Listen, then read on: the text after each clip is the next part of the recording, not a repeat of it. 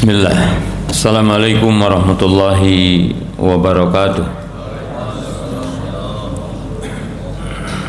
Alhamdulillah hamdan katsiran thayyiban mubarakan fi kama yuhibbu rabbuna wa yardah.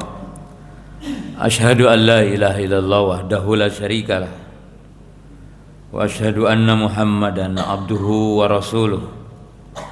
Wassalatu wassalamu ala rasulillah wa ala alihi wa ashabihi wa man tabi'ahum bi ihsanin ila yaumiddin, amma ba'du. Ya ayyuhalladzina amanu taqullaha haqqa tuqatih wa la tamutunna illa wa antum muslimun. Kaum muslimin, para jamaah, para penuntut ilmu yang dimuliakan Allah Subhanahu wa taala.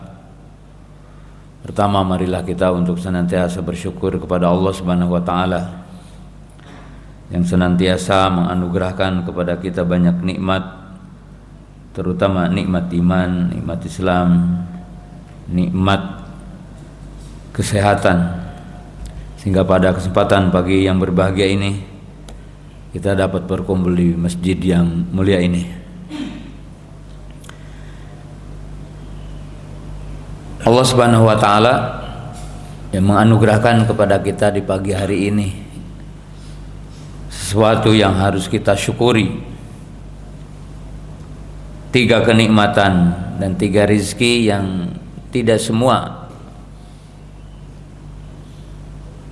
manusia mendapatkannya. Baik mungkin mereka adalah orang yang tidak beragama dengan agama Islam, orang kafir, bahkan orang-orang yang mengklaim muslim. Di antara rezeki dan nikmat yang wajib kita bersyukur di pagi ini,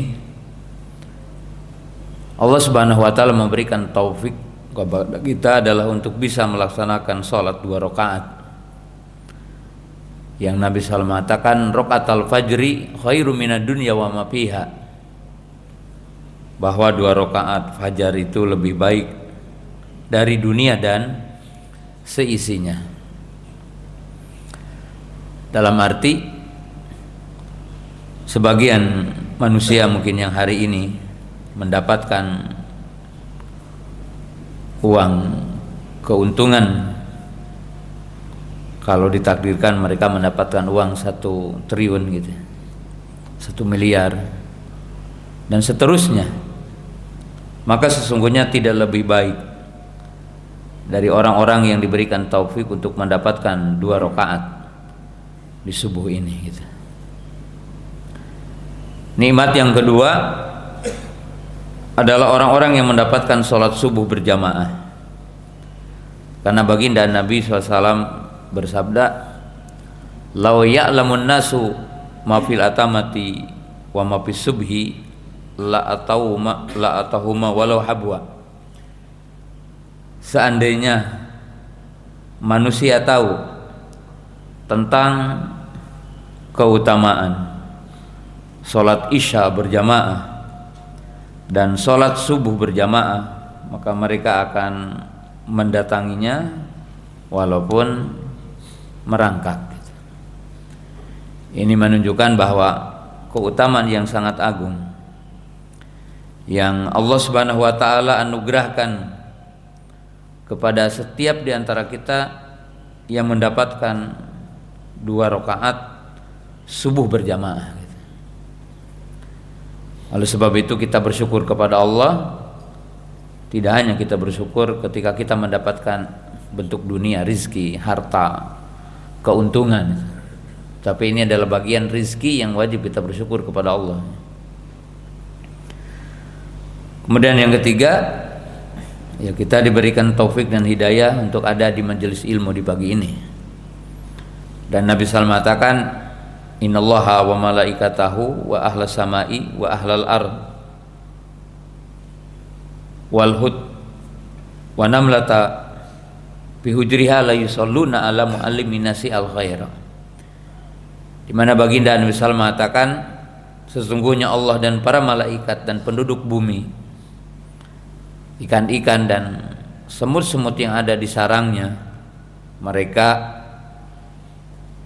bersolawat kepada orang-orang yang menyampaikan ilmu dan berada di majelis ilmu, dan ini pun nikmat yang sangat agung bagi setiap manusia. Di pagi yang berbahagia ini kita akan mencoba untuk menalaah sebuah ayat dalam surah Al-Insyiqaq. Ya ayyuhal insanu innaka kadihun ila rabbika kadhan famulaqih. Yang saya bawakan judul antara letihnya orang beriman, ahlu ta'ah, dengan letihnya ahlu maksiyah, orang-orang musyrik, orang-orang kafir, dan termasuk di dalamnya letihnya ahlu bid'ah, antara letihnya ahli sunnah dengan ahlu bid'ah. Kita melihat ayat tadi, Allah berfirman, ya ayyuhal insan innaka kadihun ila rabbika kadhan famulaqih. Yang makna sederhananya, wahai manusia, artinya hitab, berupa panggilan dari Allah, seruan, ya ayyuhal insan, wahai seluruh manusia. Di situ al-insan menunjukkan jenis, kemudian menggunakan alif lam itu lil istighraq, menunjukkan semua, tidak dikecualikan, mau mukmin, mau kafir, mau ahlu taat atau ahlu maksiat, semua manusia. Kadihun ila rabbika, artinya semua manusia itu letih, capek beramal, berjalan, dan semuanya akan bertemu dengan Allah. Jadi manusia di muka bumi ini berjalan, rihlah ila rabbil alamin, melakukan perjalanan menuju Allah Subhanahu wa taala. Wa ilaihil masir, ini semua manusia itu akan kembali kepadanya, kepada Allah taala. Ilaihi al-marji'u jami'ah, kepadanya tempat kembali semua, artinya semua makhluk. Tentunya ayat ini menunjukkan beberapa poin penting sebelum membahas tentang letihnya manusia. Yang pertama, ayat ini memberikan peringatan kepada manusia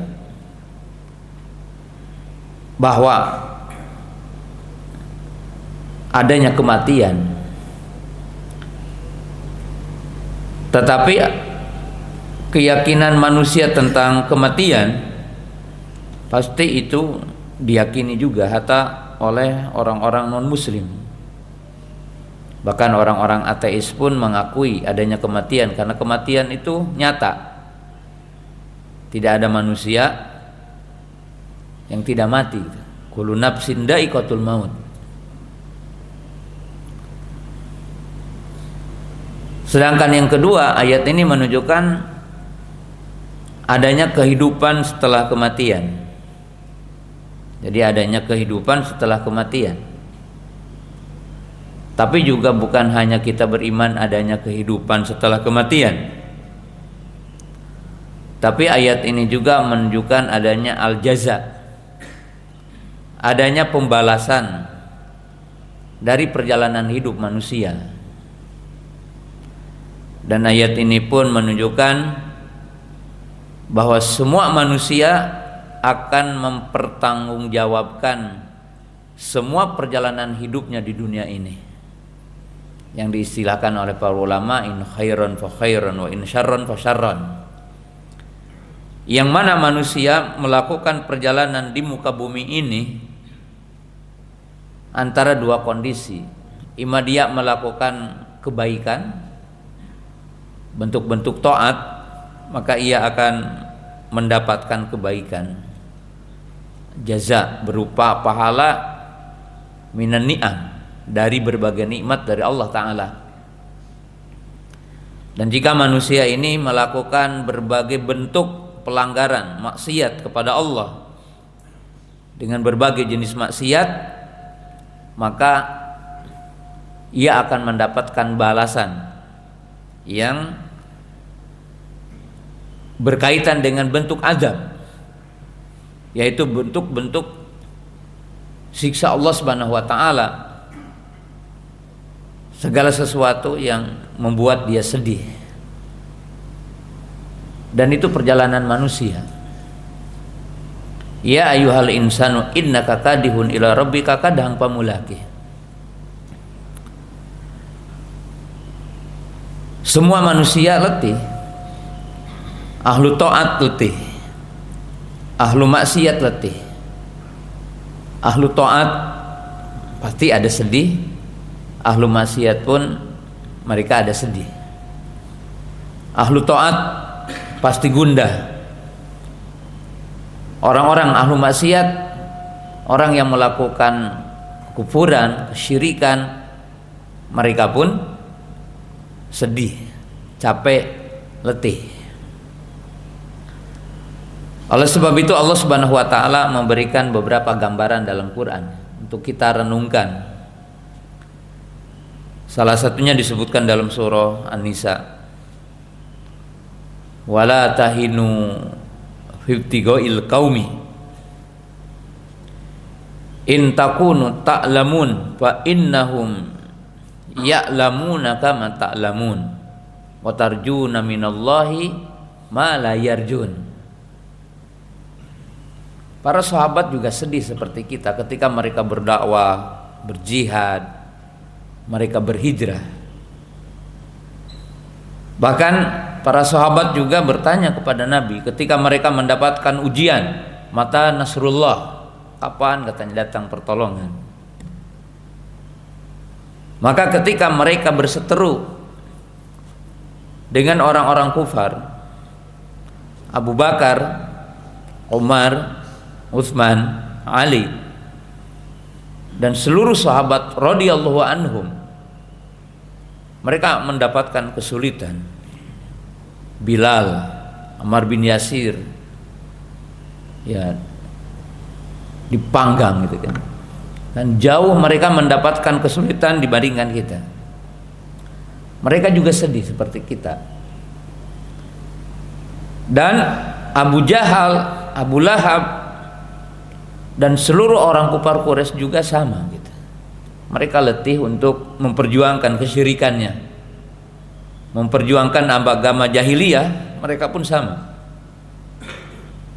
Ada peperangan, hijrah dari Mekah ke Madinah. Kemudian Allah memberikan peringatan dalam surah An-Nisa tadi. Apa kata Allah? Wala tahinu fibtigoil qaum. Janganlah kalian meredup, melemah untuk mengejar musuh-musuh kalian dan untuk menghadapi semua musuh kalian. Lalu kata Allah, in takunu ta'lamun. Kalau kalian merasakan sedih, kalah dalam perang Uhud, sejumlah sahabat wafat, tidak kurang dari 70 sahabat wafat dalam perang Uhud. Dan wafat orang tercintanya baginda Nabi SAW di saat itu, Hamzah ibn Abi Thalib, Mus'ab bin Umair, Anas bin Nadir, Hamdalah, Usairim, sejumlah sahabat wafat. Bahkan Hamzah bin Abi Thalib itu dikeluarkan jantungnya, ya, sama Wahsy dimakan sama majikannya. Lalu Allah mengatakan, in takunu ta'lamun. Kalau kalian merasa gundah, sedih, capek, maka sesungguhnya fa innahum ya'lamuna kama ta'lamun. Maka sesungguhnya orang kafir pun sama gitu. Yaitu apa? Mereka letih, mereka capek, mereka gundah.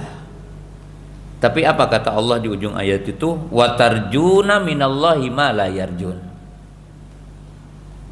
Tapi semua keletihan kalian ini dengan mengharapkan ridho Allah, mengharapkan cinta Allah, dan kalian semua akan mendapatkan kebahagiaan berupa ridha Allah, berupa surganya Allah.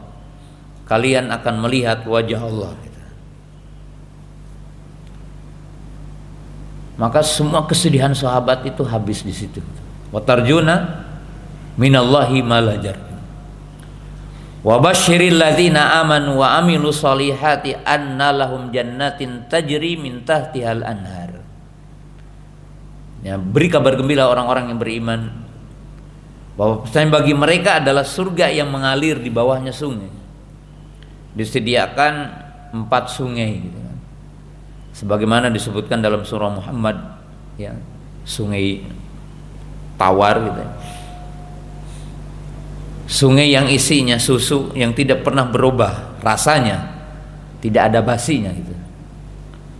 Sungai yang itu adalah madu isinya dan asli itu, sofi.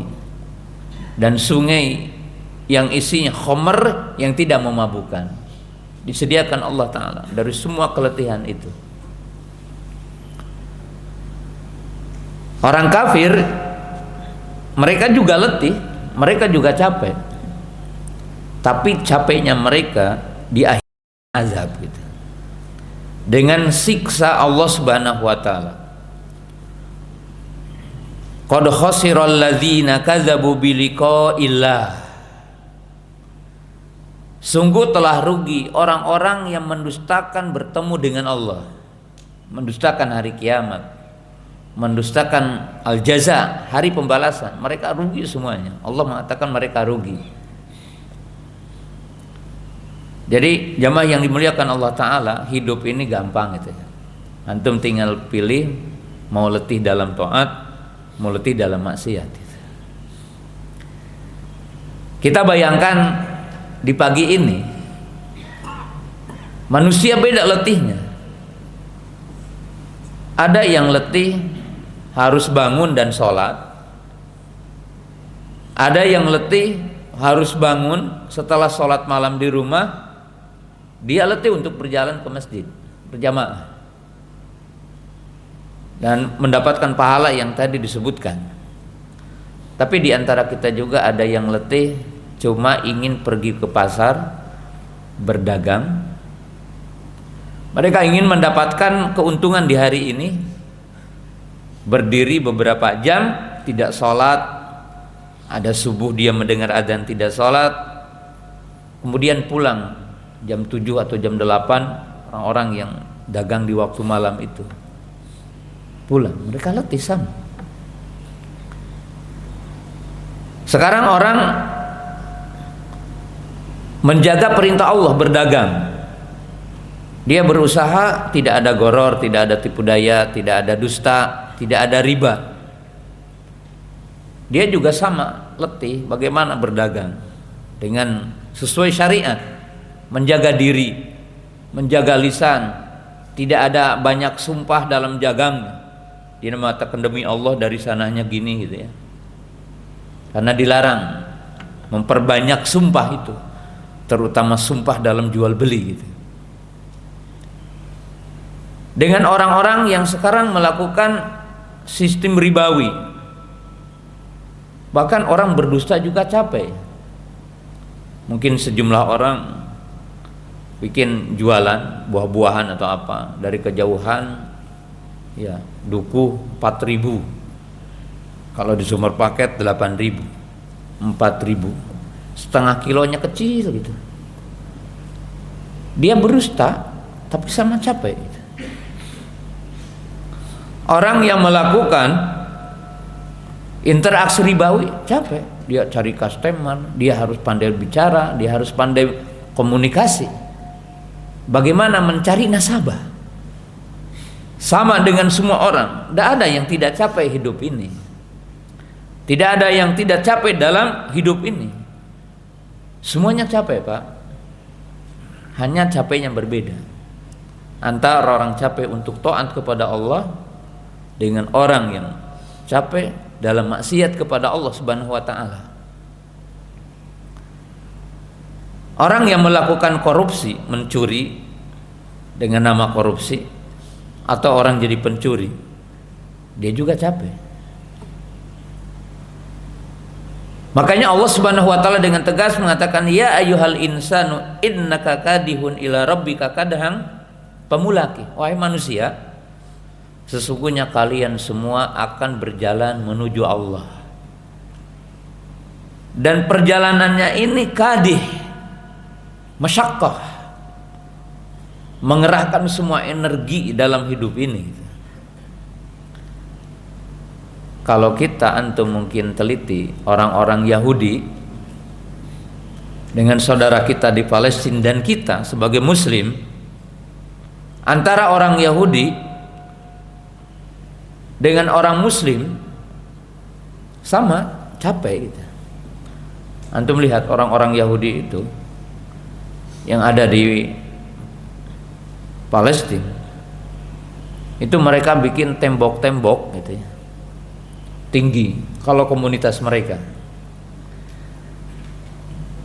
dan mereka mempersiapkan semua kehidupan yang intinya takut mati gitu. Orang-orang Yahudi itu yang jumlahnya menurut sebagian, ya artinya yang mereka melakukan penelitian observasi, itu cuma 6 juta, 2 juta di sana dan 4 juta tersebar di seluruh dunia. Mereka semuanya jadi tentara, termasuk wanita. Untuk apa? Untuk mempertahankan tanah Palestina menurut mereka ketika mereka mengambilnya. Dan mereka berusaha mempertahankan diri. Kenapa? Karena ingin menegakkan kekufurannya, agama mereka. Mereka capek,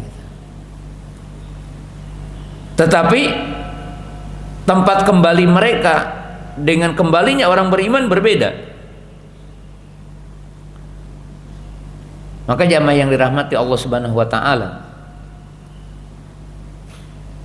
gambaran di dalam Quran dengan sederhana menyebutkan kepada kita kematian orang beriman yang melewati kesulitan dalam hidup ini ketika kita hari ini menunaikan ibadah, menunaikan sholat, berpuasa, menunaikan zakat, ibadah haji, berjihad, semua amal kebaikan kita. Maka kata para ulama, kesimpulan apa? Fama ba'dal mauti ila roh. Jadi para bapak yang dimuliakan Allah Ta'ala, bagi orang beriman tidak ada setelah kematian kecuali istirahat, roh, nikmah. Bagi yang menyempurnakan ketaatan di dunia ini dan sabar dengan semua kesulitan di dunia ini, fama ba'dal mauti ila roha. Artinya tidak ada setelah kematian kecuali istirahat, nikmat. Makanya di hitop ketika sakaratul mautnya, ya ayyatuhan nafsul mutmainnah, irji'i ila rabbiki radiyatan mardiyah. Jadi orang-orang beriman itu, wahai jiwa yang bersih, jiwa yang tunduk, jiwa yang ridha dengan hukum Allah, kemari pada keridhaan Allah. Tapi bagi orang-orang yang kafir, ahlu maksiat, maka dikatakan, yaitu apa? Setelah kematian mereka, maka mereka akan mendapatkan kedahsyatan dari azab, dari semua kesulitan, akan lebih sulit yang mereka hadapi setelah kematian. Jadi keletihannya akan bertambah, kesedihannya akan bertambah. Lihat dalam hadis ya, yang menyebutkan tentang penghuni kubur. Dalam hadis yang panjang, Nabi SAW menyebutkan ketika dua malaikat, yaitu Munkar Nakir, bertanya, man rabbuka, dan seterusnya. Maka orang-orang beriman ketika ditanya, apa yang kau tahu tentang orang ini, yaitu Nabi kita Muhammad SAW. Maka orang beriman mengatakan, Rasul dan aku beriman kepadanya. Maka malaikat mengatakan, sungguh aku tahu engkau akan menjawab ini. Maka malaikat mengatakan, nam solihan, tidurlah kamu dengan nyenyak. Wa yufsiha qabrahu sab'ina dira'an, kemudian diluaskan kuburannya 70 hasta. Wa yunawwiru lahu binurin, kemudian diberikan cahaya. Kemudian diperlihatkan kepadanya neraka dulu. Kemudian malaikat mengatakan, sungguh Allah telah menggantinya dengan ini. Maka diperlihatkanlah surga. Maka ahlu taat, ahlul iman, ahlu tauhid berkata apa? Ya Allah, percepat hari kiamat. Kenapa? Karena semua manusia tahu bahwa kenikmatan di alam kubur itu tidak akan seberapa dengan kenikmatan yang akan didapatkan dengan nikmat surga. Maka orang-orang beriman ingin cepat ya hari kiamat itu datang. Tapi orang-orang kafir, ahlu maksiat, yang ketika ditanya, apakah engkau tahu dengan orang ini? Hahu, dia tidak bisa menjawab. Dia hanya mengatakan, aku mendengar si fulan begini-begini. Maka dikatakan, faduriba bimitraqatu min hadidin fayasihu sayhatan yasma'uhu man fis samawati wa man fil ard ila thaqilan al jin wal insu. Maka dipukullah oleh besi, palu besi. Kemudian berteriak dengan teriakan yang begitu dahsyat terdengar oleh seluruh penduduk bumi dan langit, kecuali manusia dan jin. Kenapa Allah mentakdirkan kita tidak mendengar azab kubur ya? Sebab antum dengan saya akan stres ya. Maka Allah Ta'ala menjadikan tidak mendengar. Karena kalau azab kubur itu terdengar oleh kita, stres. Bukan hanya kita jadi lebih beriman, bisa stres, takut itu. Tapi Allah merahasiakan. Diazab di kuburannya, dihimpit, kemudian diperlihatkan kepadanya surga. Lalu malaikat mengatakan, Allah menggantinya tempat kamu ini. Apa yang mereka katakan? Ya Allah, tangguhkanlah hari kiamat. Kenapa mereka meminta kepada Allah agar ditangguhkan hari kiamat? Karena mereka mengetahui bahwa azab di alam kubur lebih ringan dari azab yang akan dirasakan nanti yaumul qiyamah. Azab yang itu adalah setelah arasatil qiyamah. Di arasatil qiyamah, di padang mahsyar, itu berbeda, dan azab neraka lebih dahsyat kan itu. Maka mereka mengatakan, ya Allah, tangguhkan hari kiamat itu. Ini menunjukkan bahwa semuanya letih tapi akhirnya berbeda. Allah Subhanahu wa taala menyatakan dalam ayat yang lain, yauma tabyadu wujuhun wa taswadu wujuh. Manusia nanti ketika kita dikumpulkan di arasatil qiyamah, ada yang dikumpulkan dalam keadaan wajah berseri gitu. Siapa mereka? Kata Abdullah bin Abbas, ahlus sunnah wal jamaah. Mereka adalah ahlus sunnah, orang mukmin ahlus sunnah.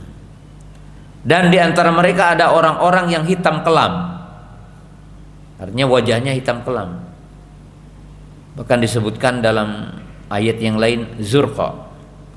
Mereka itu ya, seperti daging yang telah lama, yang mengandung apa itu?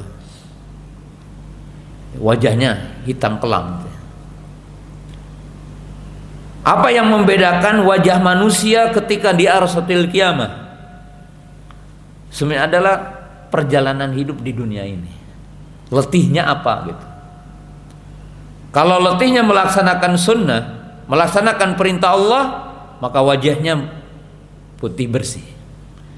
Siapa yang letihnya dalam melaksanakan perkara bid'ah, perkara yang menyelisihi perintah Allah dan Rasulnya, maka wajahnya nanti hitam kelam. Nabi SAW menyebutkan tentang arasatil qiyamah.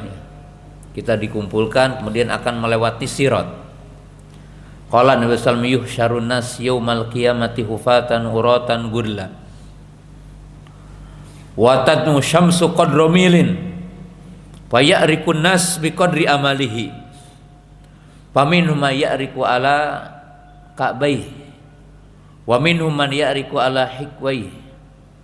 Wa minhum ma ya'riku ala rukbatayhi. Wa minhum ma ya'riku wa minhum ma yuljimuhu iljama. Atau kama qala Nabi sallallahu. Nabi sallallahu mengatakan, nanti manusia dikumpulkan dalam keadaan telanjangnya. Tidak dihitan, tidak bersandal. Matahari mendekat 1 mil. Dan semua manusia akan berkeringat di saat itu. Tapi keringatnya berbeda katanya. Ada yang sampai kedua mata kakinya, ada yang sampai kedua betisnya, ada yang sampai kedua lututnya, ada yang sampai ke pinggangnya, dan di antara mereka ada yang bermandikan keringat itu. Berarti apa? Semua yang terjadi di hari kiamat itu tergantung letih kita di dunia ini. Kemudian Nabi SAW menyebutkan sejumlah orang yang akan selamat dari kesulitan di arasatul qiyamah, selamat dari teriknya matahari. Qala Nabi sallallahu alaihi wasallam, kullu 'abdin tahta dhilli shadaqatihi. Jadi terserah antum ingin menggunakan uang itu letih dalam taat atau uang itu letih dalam maksiat. Maka akan menentukan kejadian kita di arasatul qiyamah. Nabi SAW mengatakan setiap hamba akan dinaungi di arasatul qiyamah dengan seukuran sedekahnya. Kalau antum merasa indah, merasa nyaman dengan berbagi, bersedekah, berinfak, membantu dakwah, maka berarti Allah akan memberikan naungan. Tapi ingat, semua harta yang kita kumpulkan dan kita tidak mengeluarkan zakatnya, apa kata Allah Subhanahu wa taala dalam surah At-Taubah? Yauma yuhma fi nari jahannam fatukwa biha. Orang-orang yang mengumpulkan emas dan perak mencarinya letih kan? Ada enggak orang yang mengumpulkan perak tidak letih? Letih. Termasuk yang sedang isunya paling besar hari ini, koruptor yang mengumpulkan itu emas, letih. Dan letihnya ujungnya di penjara kan. Dan orang yang mencari emas, jualan emas, cari uang, mengumpulkan emas, lalu menginfakannya. Maka Allah Subhanahu wa taala mengatakan orang-orang yang mencari emas, mengumpulkan uang, dan mereka tidak menginfakannya di jalan Allah, pada hari kiamat ketika emas-emas itu dan perak-perak itu dipanaskan di api neraka, kemudian nanti disetrikakan. Bayangkan ya, semua keletihan menjadi azab nanti yaumul qiyamah. Jidatnya, punggungnya, lambungnya. Hadza maka naztum li anfusikum faduku ma kuntum taknizun. Inilah yang dulu kalian itu kumpul-kumpulkan. Rasakan sekarang jadi azab. Jadi kita antum pingin pilih mana gitu aja. Letih dalam taat atau letih dalam maksiat itu. Sab'atun yudiluhumullahu fi dhilli yauma la dhilla illa dhilluh. Nabi SAW mengatakan ada 7 kelompok orang yang semuanya letih tentunya di satu hari yang tidak ada naungan kecuali naungan Allah. Ada 7 orang diberikan naungan oleh Allah Ta'ala. Yang pertama siapa? Al-Imamul Adil. Sekarang jadi pemimpin, mau jadi presiden, mau jadi raja, mau jadi bupati, mau jadi gubernur, atau apa saja, jabatan ini amanah. Semua keletihan mencari jabatan itu dan bagaimana mengelola jabatan, letihnya sama. Kalau adil berarti surga, ditempatkan di surga tertinggi, dapat naungan Allah. Tapi kalau zalim, ingat, kalau antum punya rakyat Indonesia 300 juta, berarti akan menghisap dan akan mengambil amalan pemimpin seseorang itu, kedolimannya nanti yaumul qiyamah. Maka dikatakan atadruna minal muflis. Tahu nggak orang yang muflis gitu ya? Yang kedua kata Nabi SAW apa? Rajulun qalbuhu mu'allaqun fil masajid. Yang akan mendapatkan naungan Allah adalah orang yang hatinya terikat dengan masjid. orang yang membangun masjid, memakmurkan masjid, sholat berjamaah di masjid, atau makna yang lain dikatakan dia menjaga keimanannya di mana saja seperti ketika dia di masjid. Berarti apa? Orang yang sabar meninggalkan waktu-waktu kerjanya, meninggalkan semua aktivitas hidupnya ketika mendengar azan, itu akan dinaungi Allah dengan semua keletihannya itu kan. Kemudian Nabi SAW mengatakan syabun nasya'a fi ibadatillah. Dari 7 itu ada kelompok yang ketiga adalah pemuda yang tumbuh berkembang, menjaga dirinya dengan semua fitnah dunia ini, fitnah syahwat dalam taat kepada Allah. Ya, mungkin antum merasakan ketika muda itu letih untuk taat itu.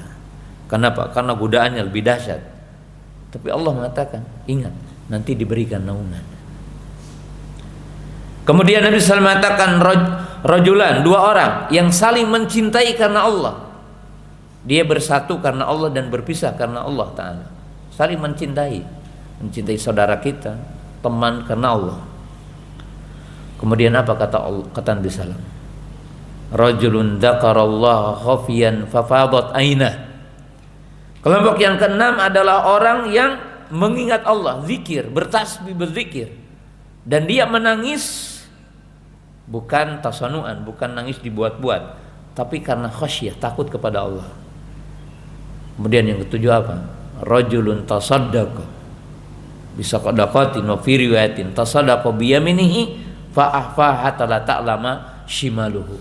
Orang yang bersedekah dengan tangan kanannya, lalu dia ikhlas menjaga untuk tidak riya dan tidak diombarkan sampai dikatakan tangan kirinya tidak tahu, maka mendapatkan naungan.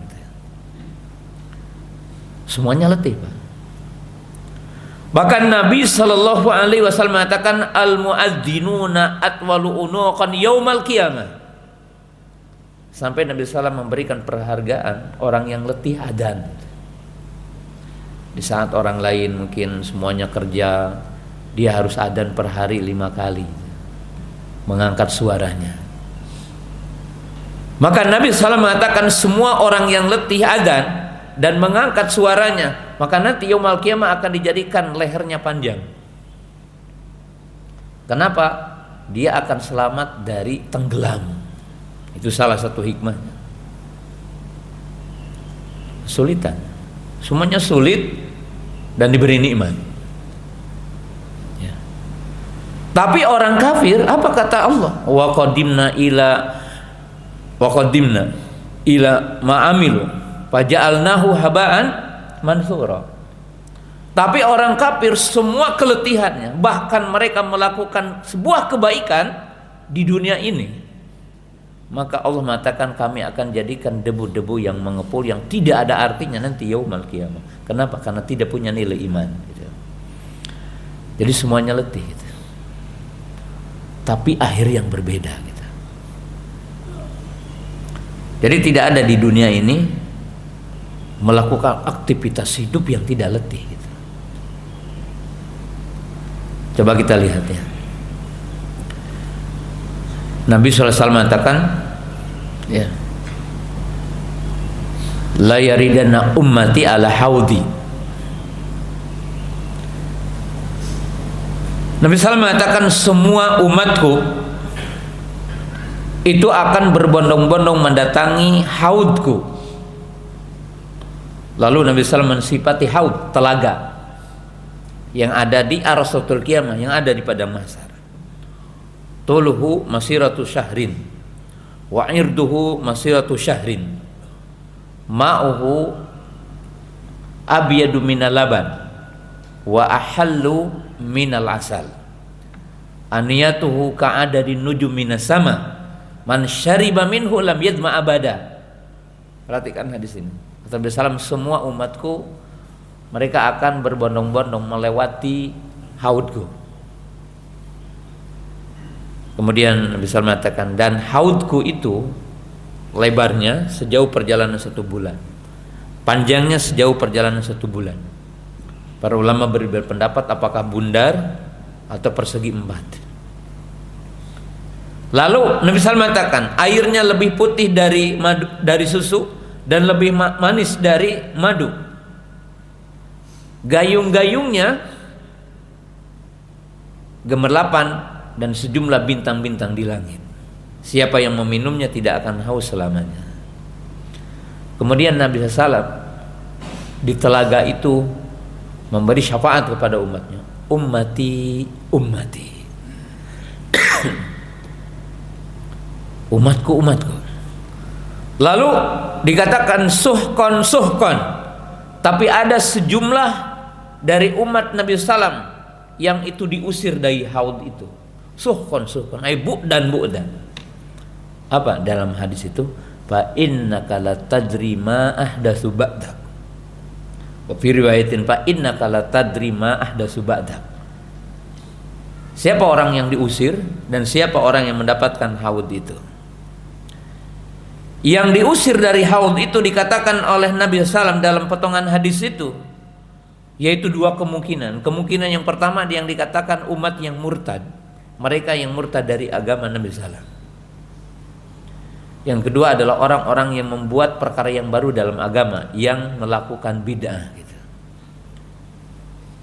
Lalu siapa yang akan berada di haud itu dan mendapatkan haud itu dan akan meneguk air haud itu? Adalah ahlus sunnati wal jamaah, mereka yang berada di atas sunnah Nabi SAW. Nah, sekarang pertanyaan, orang-orang ahlu bid'ah dari kalangan Rafidhah dan yang lainnya, semua mereka pun letih menyebarkan bid'ahnya. Ahli sunnah pasti juga letih menjaga sunnah, melaksanakan sunnah, mendakwakan sunnah, letih. Tapi akan ada perbedaan nanti di arsatil qiyamah gitu. Kemudian bagian terakhir kita sebutkan, hadis Nabi SAW mengatakan tentang sirat, dan kita beriman kepada adanya sirat, jisrun baina dhahrahi jahannam, yaitu jembatan di atas neraka yang akan dilewati oleh orang beriman. Orang kafir tidak lewati itu, orang kafir masuk neraka langsung. Apa kata Allah dalam surah Maryam? Wa imminkum ila wariduha. Tidak ada di antara kalian kecuali akan melewati sirat itu. Dan sirat dinyatakan dalam hadis dahdul muzillah. Kalau antum diterjemahkan sama orang Jawa Barat, rumpil. Kalau bahasa Indonesia atau bahasa Balikpapan nggak tahu saya. Dahdul muzillah, miring, licin gitu. Ya kalau bahasanya ya sulit dilewati gitu. Bahkan dalam riwayat Muslim dikatakan ahaddu minasaib. Dia lebih tajam dari pedang. Kemudian lebih kecil dari rambut gitu. Cuma tidak dikatakan dibagi 7 gitu. Kemudian Nabi SAW menyebutkan perbedaan manusia ketika lewat sirat. Ada yang dikatakan kalbarok, bagaikan kilat melesat gitu ya. Ada yang seperti kuda lari, ada yang seperti unta lari, ada yang seperti larinya orang biasa, ada yang berjalan, ada yang merangkak berjalan di sirat dengan pantatnya. Dan sirat itu ada kalalib, ada besi-besi yang akan mengait seperti itu. Dan ada yang ke neraka dulu. Dan semua itu adalah berkaitan dengan letihnya kita di dunia. Letihnya apa? Kalau dia letih dalam taat, letih dalam melaksanakan tauhid, iman, Allah berfirman, "Tsumma nunajjil ladzina taqaw." Kata Allah, kami akan menyelamatkan orang-orang yang bertakwa. Wa nadharu dzalima fiha jithiya, dan akan menjadikan terpleset ke neraka orang-orang yang melakukan zalim. Jadi jamaah yang dimuliakan Allah Ta'ala, semuanya letih tapi beda nanti di arasatil qiyamah. Yang letih taat, dia bagaikan ada yang seperti kilat, seperti angin berhembus, seperti kuda lari, nikmat. Kemudian di antara poin yang mungkin jadi gambaran bagi kita, ketika Nabi Shallallahu Alaihi Wasallam bertanya kepada sahabat, atadruna manil muflis? Kata Nabi SAW, tahukah kalian siapa orang yang nanti merugi yaumal qiyamah? Tapi Nabi SAW bertanya bukan seperti itu dulu. Atadruna manil muflis? Siapa di antara kalian yang bisa menjelaskan orang yang muflis, orang yang bangkrut? Maka para sahabat tidak tergambar bahwa Nabi SAW dimaksudnya nanti yaumal qiyamah. Maka para sahabat mengatakan la dinar wala dirham. Orang yang tidak punya uang dirham, tidak punya uang perak, tidak punya uang emas, tidak punya uang perak, bangkrut. Maka Nabi SAW mengatakan bukan itu yang dimaksud dengan muflis. Tapi Nabi SAW mengatakan barang siapa yang nanti datang di hari kiamat dengan sholatnya, dengan puasanya, dengan sodakohnya, dengan ibadah hajinya, dengan ibadah umrohnya, dan berbagai amal solehnya, lakin qad syatama hadza wa daraba hadza wa akhadha mala hadza wa hadza. Tapi orang-orang yang nanti yaumul qiyamah datang dengan sejumlah amal soleh, tapi sayang dia telah melakukan bentuk kriminal, bentuk-bentuk kezaliman, menuduh si fulan, mencaci si fulan, mengambil harta si fulan, bahkan membunuh si fulan. Lalu kenapa mereka dikatakan rugi? Karena disitulah adanya kisos. Ketika kezaliman itu tidak ditegakkan di bumi, maka nanti akan ditegakkan yaumul qiyamah. Maka orang-orang yang dizalimi di dunia ini satu persatu akan mengambil amal soleh dia gitu. Sepulan mengambil amalnya ini, sepulan mengambil amalnya ini, sampai ketika tidak tersisa dari kebaikannya karena diambil oleh orang yang dizaliminya, maka akan dilemparkan dosa-dosa orang yang dizalimi kepada dia, faturiha ilan nar, maka dia dimasukkan ke neraka gitu. Jadi jemaah yang dimuliakan Allah Ta'ala, ya ayyuhal insanu innaka kadihun ila rabbika kadhang famulaki. Semua hidup ini perjalanan, dan semua hidup ini letih, sedih, gundah, capek, semuanya. Hatta pelaku maksiat pun capek, pelaku riba capek, bahkan pezina pun capek gitu. Penjual narkoba capek gitu. Semuanya gitu.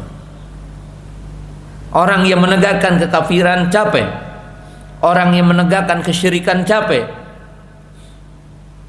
Maka kalimat yang singkat, manusia tinggal pilih, antum tinggal pilih, mau sabar ya, letih dalam taat yang ujungnya nikmat, atau letih dalam semua kemaksiatan dan kita menyangka di dunia merasakan kenikmatan, tapi ingat setelah kematian tidak ada kecuali azab, dan azabnya akan lebih dahsyat dari apa yang dirasakan keletihan di dunia ini.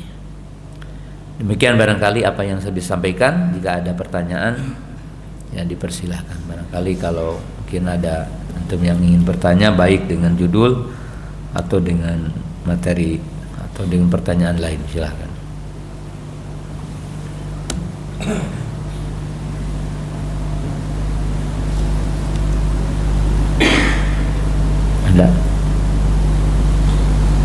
Ada yang ya, silakan Pak. Assalamualaikum. Waalaikumsalam warahmatullahi wabarakatuh. Bagaimana seseorang yang sudah mengenal sunnah tetapi dia menghindari yang namanya pernikahan karena dia mengatakan bahwasanya saya tidak ingin menikah, saya lebih baik menikah dengan bidadari di surga daripada menikah dengan wanita dunia yang penuh dengan kekurangan. Syukur.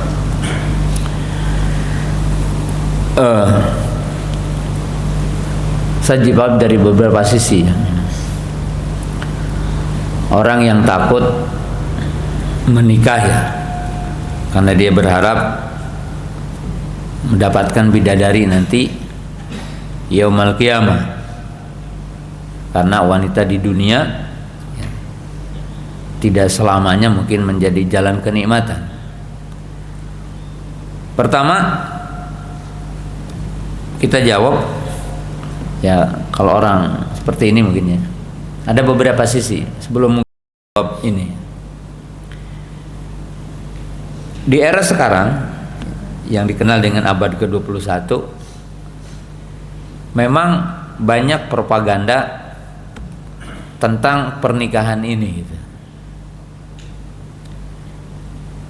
Dan ini didesain merupakan propaganda di dunia. Seperti mereka mengatakan melampiaskan syahwat tidak perlu nikah gitu. Bebas, berarti ini kelompok orang yang mengatakan bebas seks gitu. Kelompok yang kedua, orang yang mengatakan nikah tapi tidak perlu membangun keluarga gitu. Jadi ada sejumlah, ini termasuk ya, jadi budaya-budaya di kota besar gitu. Mungkin sejumlah mahasiswa-mahasiswi melakukan pernikahan tapi tidak melakukan interaksi keluarga gitu. Ini diistilahkan dalam istilah syar'i nikah misyar gitu. Dan ini banyak gitu, hari ini gitu. Yang ketiga, orang melakukan nikah kemudian memenuhi syahwatnya tapi tidak saling memenuhi gitu. Jadi tidak, laki-lakinya tidak memberi nafkah kepada istrinya, istrinya juga enggak. Tapi mereka hanya ingin dikatakan tidak berzina saja gitu. Berikutnya adalah orang-orang yang sekarang nikah dan menunaikan kewajiban suami istri tapi mengatakan tidak perlu punya anak. Karena mereka mengatakan anak ini nanti ribet, nanti udah tua kita juga ya, di sejumlah negara kan ya, seperti di Jepang gitu ya, kalau udah tua itu anaknya nggak ngurus itu. Banyak orang tua itu yang diserahkan ke panti asuhan gitu.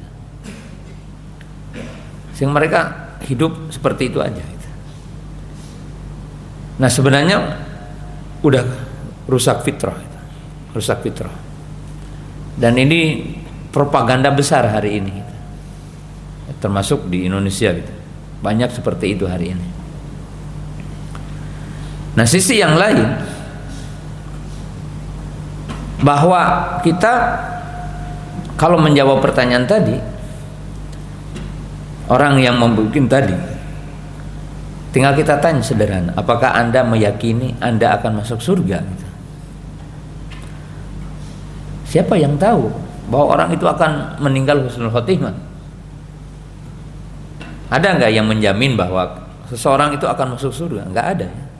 Bagaimana Anda meyakini bahwa nanti akan ketemu dengan bidadari? Satu, karena tidak ada yang bisa dipastikan. Dipastikan.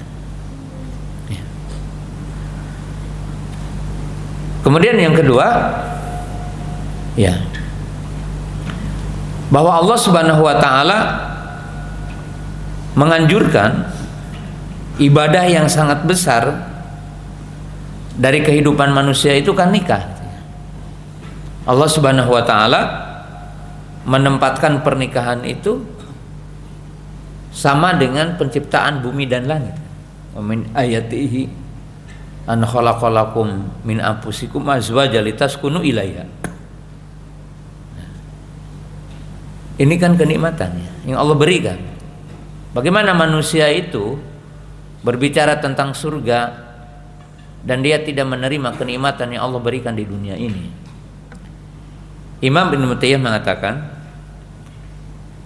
barang siapa yang tidak masuk ke surga dunia, maka dia tidak akan masuk ke surga akhirat. Jadi siapa yang tidak masuk ke surga dunia, maka dia tidak akan masuk ke surga akhirat. Apa makna dari perkataan Imam Ibnu Taimiyah rahimahullahu taala? Tentunya memiliki beberapa makna, tapi saya akan sampaikan dua makna dari ucapan Imam Ibnu Taimiyah rahimahullahu taala. Yang pertama, yang dimaksud dengan surga dunia adalah iman, takwa, tauhid, taat itu ya. Maka surga dunia ini adalah nilai kesabaran kita dalam taat,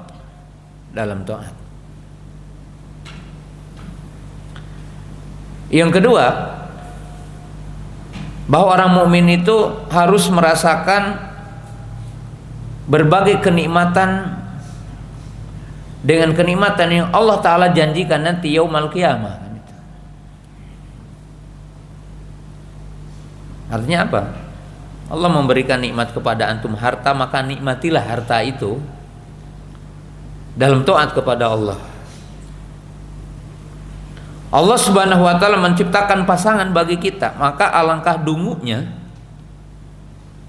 alangkah jahilnya orang yang ketika Allah menciptakan wanita dan Allah mengatakan nikmat yang paling baik bagi laki-laki adalah wanita soleha, maka alangkah dungunya ketika dia tidak mengambil nikmat itu di dunia.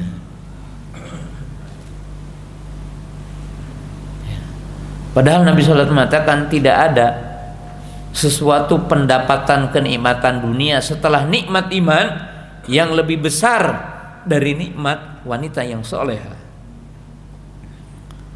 Bahkan para ulama mengatakan barang siapa yang memiliki kekuasaan dan memiliki harta dan memiliki ilmu dan tidak ada di sampingnya wanita soleha, maka dia berada di jurang api neraka.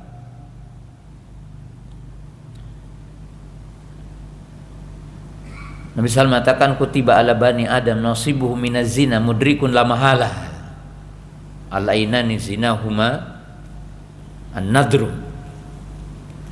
Semua persendian Bani Adam itu ada dosanya zina. Maka orang yang tidak nikah dan tidak mau nikah, dia dikenakan berbagai dosa zina, tapi dia tidak merasakan kenikmatannya. Maka alangkah dungunya gitu. Orang yang tidak mau nikah gitu. Kemudian Nabi SAW mengatakan apa? Tadi, inna likulli sulamin min sulam bi Adam sadaqah wa fi budi ahadikum sadaqah. Misal mengatakan semua persendian Bani Adam itu ada nilai ibadah sedekah. Kita bertasbih dengan jari-jari ini, subhanallah, subhanallah, subhanallah. Allah Ta'ala akan memberikan ganjaran dengan jari-jari ini dan akan jadi saksi nanti bicara kan. Dan dari daging yang kamu miliki yaitu faraj itu sedekah. Kemudian sahabat bertanya, ya Rasulullah, bagaimana katanya kita melampiaskan syahwat dapat pahala?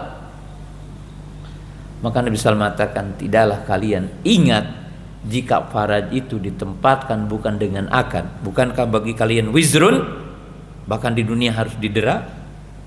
Qalu aina, iya katanya, bala. Ya. Bahkan satu ungkapan para ulama ketika ditanya, apakah saya harus berbakti kepada orang tua, kepada bapak yang melalaikan saya, tidak mendidik saya, tidak ngasih nafkah?